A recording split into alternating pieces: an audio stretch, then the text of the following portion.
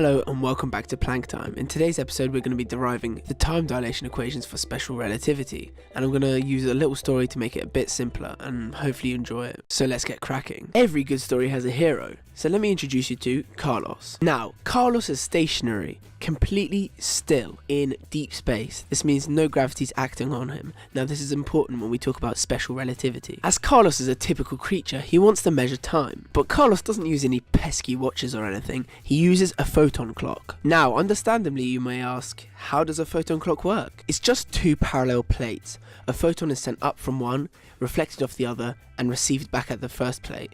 And when this happens, one tick is recorded. Carlos has a good friend called Dimitri. Dimitri also has a photon clock, but what's different is he's moving. Dimitri has a velocity of v meters per second, with respect to Carlos, of course. Einstein said that according to a stationary observer, a moving observer's clock runs slower. This is called time dilation, and this is what we're going to be deriving today. So in our case, Carlos will think that Dimitri's clock is running slower.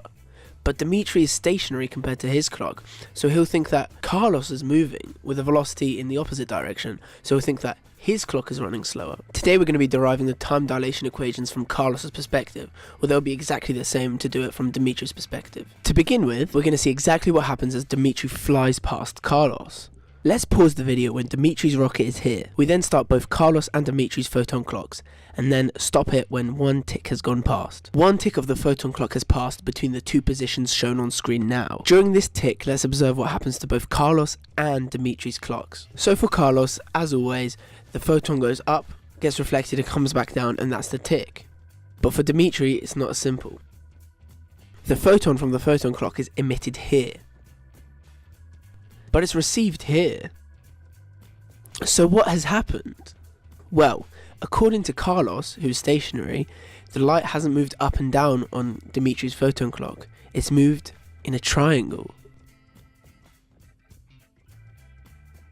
The time dilation equations can be derived from this very fact. Before we get into this, we need to define a couple of things.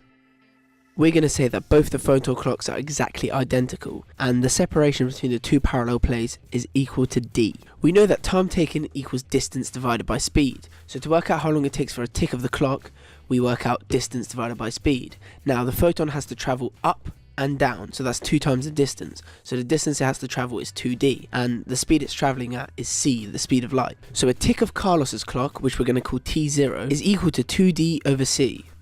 Let's move on to Dimitri's clock, from Carlos's perspective. Over the course of a tick, Dimitri has moved vt meters.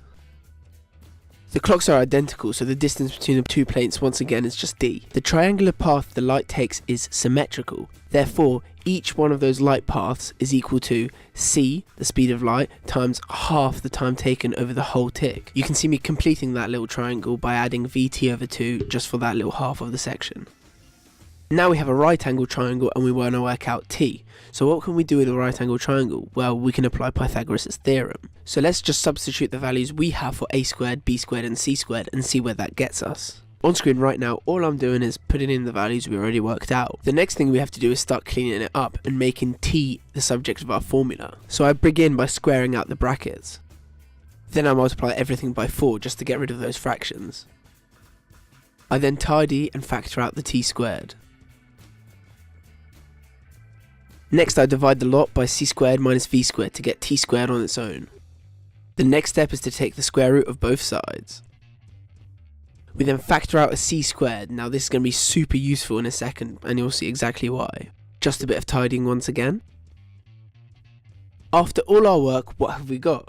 Well, we've got t, so the time that Carlos thinks it takes for a tick of Dimitri's clock is equal to 2d over c multiplied by this 1 over the square root of 1 minus v squared over c squared. Now, where do you recognise 2d over c from?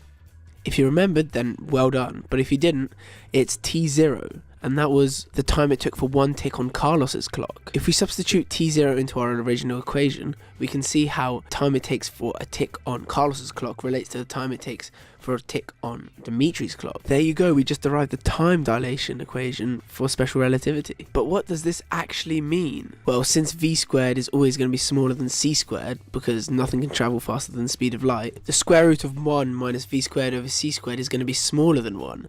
Therefore 1 divided by this number is going to be greater than 1. Therefore the greater the velocity, the greater this number is. So the quicker you're travelling, the slower your clock seems to go for a stationary observer. So just like that, we've derived the special relativity equation for time dilation with the help of our friends Carlos and Dimitri. Hopefully you found this video interesting and hopefully you found it a bit useful. If you did in any way, a like and a comment is always appreciated, as well as subscribing of course. And as always, thank you for watching.